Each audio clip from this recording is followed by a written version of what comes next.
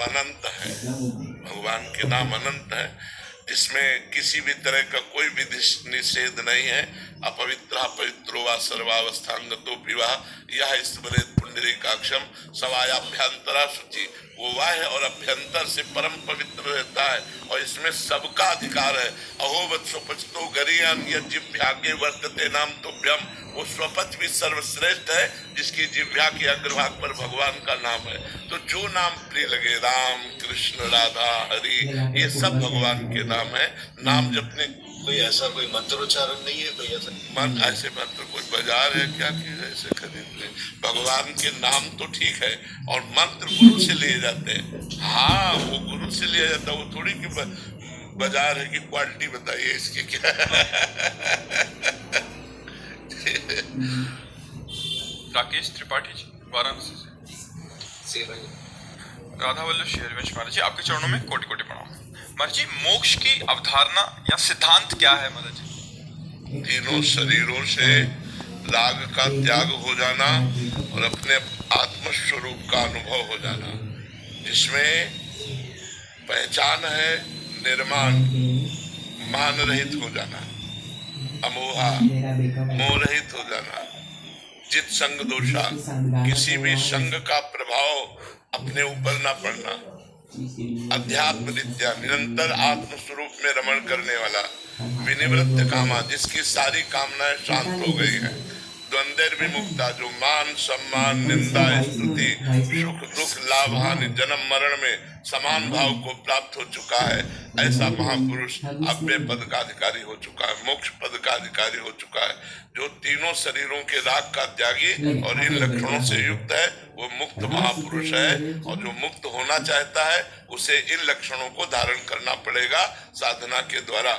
बिना इन लक्षणों को धारण के वो मोक्ष पद का अधिकारी नहीं हो सकता। बिना इन लक्षणों को धारण के मोक्ष के बारे में जानते हैं, फिर हम भक्त मंदिर जाकर उन्हें अपने दुख बताने या उनसे कुछ मांगने क्यों मांगते हैं महाराज जी? आपको इतना ज्ञान है भगवान सर्वत्र है, भगवान कण कण में, ऐसा अनुभव है? नहीं है। नहीं, प्रश्न क्यों उठा? लोग जाते हैं तो क्या उनमें भगवान तुमने नहीं देखा? अगर कण कण में भगवान का अनुभव है तो जो लोग जाते हैं तो तुमने उनमें दोष देखा ना? तुम भगवान कहाँ देख रहे हो? अगर उनमें भी भगवान देख रहे हो तो प्रश्न कैसा? इसका मतलब अभी आपको अनुभव नहीं है। जब खुद को अनुभव हो जाएगा कि भगवान सर्वज्ञ है और भगवान सर्वत्र है तो प्रश्न ही खत्म हो जाएगा। प्रश्न क्यों उठा? क्योंकि अज्ञानी हो इसलिए उठा। तो खुद का अनुभव अपने को देखो। अगर कोई भगवान को मंदिर में मानता है तो मानता तो है कि हाँ भगवान है, वो मानना शुरू किया है तो धीरे धीरे सिय राम में सब जग जानी वो अनुभव कर लेगा। लेकिन आप तो दोष दर्शन कर रहे हैं, आप उसमें भगवान न देखकर दोष दर्शन कर रहे हैं। आप में सबसे बड़ी कमी है। बुरा जो देखन मैं चला बुरा ने मिलिया खोए, जो दिल खोजो आपनो तो हम सो बिरानो। हमारी स्थिति नहीं भागवती। अगर भागवती की स्थिति है तो प्रश्न क्यों? आप हमारी बात समझ पा रहे हैं आप? क्योंकि यहाँ अध्यात्म की शुद्ध चर्चा होती है। प्रश्न क्यों? प्रश्न है इसका मतलब ज्ञान है। आप उनमें लोग देख रहे हैं, भगवान नहीं देख रहे, तो आप क्या देख रहे हैं? वो तो मंदिर में भगवान देख रहे हैं, तुमको उनमें भगवान देखना चाहिए। अगर उनमें भगवान देख रहे तो प्रश्न कैसा? जाना चाहिए, मंदिर जरूर जाना चाहिए। भगवान सर्वत्र है लेकिन श्री विग्रह के रूप में अर्चावतार से विराजमान है, जरूर जाना चाहिए, प्रणाम करना चाहिए, पूजा करनी चाहिए, नमस्कार करना चाहिए, आवश्यकता हो तो मांगना चाहिए। वो पिता है, हम किससे मांगेंगे? वो सर्वलोक महेश्वर है, दाता है, हम उन्हीं से तो मांगेंगे। तो करना चाहिए। आप हमारी बात समझो, दोष दर्शन मत करो किसी का। दीपिका जी, अयोध्या जी, नहीं वो आनंद होता है और प्रेमी मुक्ति नहीं चाहता, तो क्या प्रिया प्रीतम को भजने वाला भक्त प्रेमी को भी मुक्ति की इच्छा नहीं रखनी चाहिए?